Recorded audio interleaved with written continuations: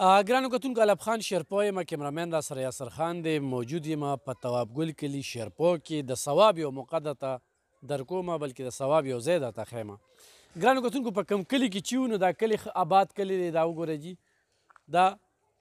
کورونه جوړ شوي دي. بیا چې کوم دی نو دا کورونه وګورئ جي اخواته دا ډېر غټ کلي دی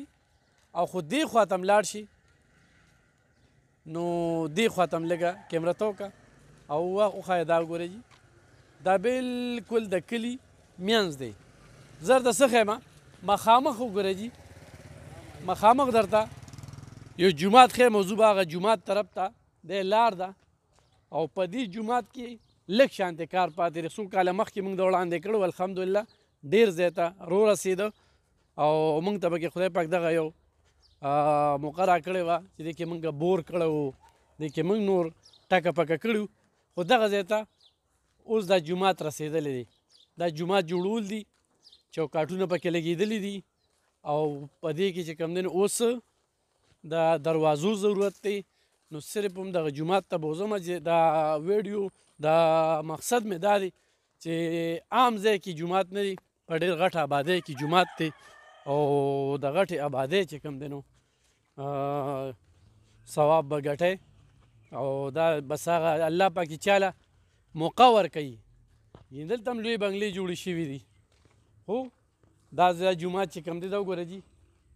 دی سبیلونه دي دغه سبیلونه دي دا تاسو ګورئ او دې خواته چې کوم دی نو دا بور دی وګوره جي دا بور دی دلته کې دا ډېر ښکلې نقشه کې ښکلې غټ ځای دی. دا وګوره جي دا چت لنټر چې کوم دی نو هغه واچولی شو دا لږ درته داسې دننه ښایو لنټر واچولی شو دې ته وګوره جي باقاعده مونځونه پکې کېږي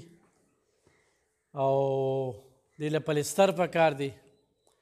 او پلستر سره سره چې کوم دی نو پټنګ پکې پکار دی پټنګ تارونه ورته پکار دي. نو خو یو سړی تار اخلي یو سړی سیمټ وړي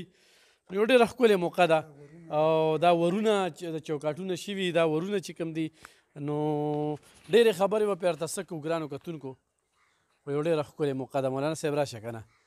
مولانا صاحب دا وګوره دي دې خوا هم آبادي ده دا غونډه څنګه مولانا صاحب دې خوا راشئ مولانا صاحب دلته راشئ خپله پېژندګلوي راسره وکړئ څه نوم دي ستاسو؟ زما چې برکت شاه نوم دی شیرپو تواب ګل کې زموږ خپل مسجد بله خوا بل هم دی موږ کوڅې میر اکبر شاه کلي ورته وایي میر اکبر شاه کورونه سړک په دې غاړه کورونه دي او دا زموږ پټي وو دلته د خلکو غریبانو دا پلاټونه واخیستل لوی کلی جوړ شوی دی او دا مسجد والا موږ لګیا یو آبادو داسې نو تاسو وقف کړو که او جی نو بس تاسو هم درخواست دی که څه امداد وکړو دا نیمګړی کار دی اوس هم ډېر پاتې دی دې کوم ډېره قرض تقریبا د سیخ او د سیمټو هم څه یو نیم لاک پورې قرضه لا پاتې شته او دا نور هم پکې کار ډېر دی او دې خوا هم لوی کورونه دي ښه دې خوا ګوره جي موږ درته هغه آبادي وښودله نو دې خوا ته چې د جومات شاته راشو نو د جومات شاته چې کوم دی نو دا آبادي ګورئ دا لنډ لنډ دا ماشومان په دې مدرسه کې سبق وایي